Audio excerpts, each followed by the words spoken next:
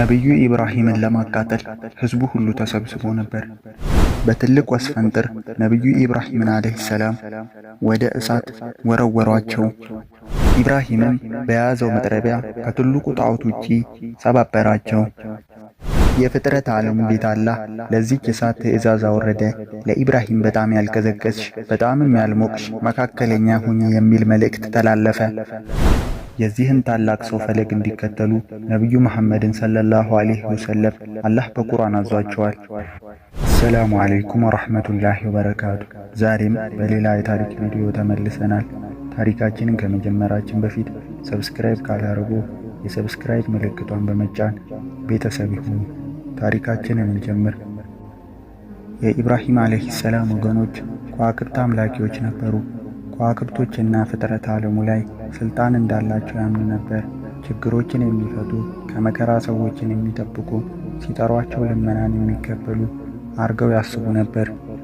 በአላህና በፍጡራን መካከል ብቸኛ መዳረሻ ናቸው ብለው ያምኑ ነበር።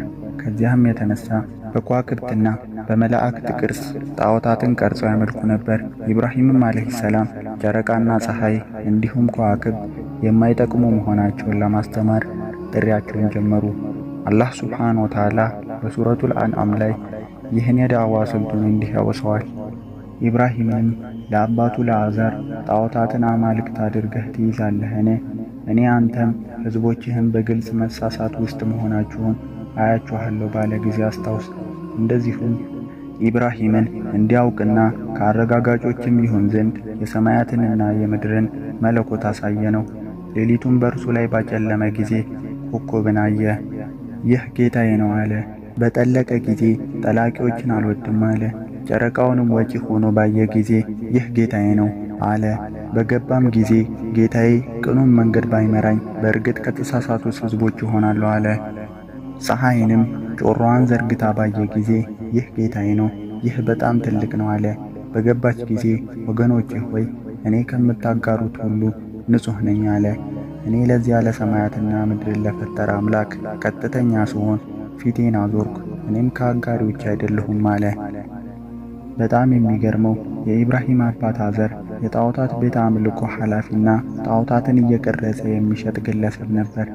የተቀረጹ ጣዖቶችን እንዲሸጡ ልጆቹን አስይዞ ገበያ ይልካቸው ነበር። ታዲያ ኢብራሂምም ከወንድሞቹ ጋር ጣዖቶቹን ይዞ ይወጣና የተውሂድ ጥሪውን ያሰማል።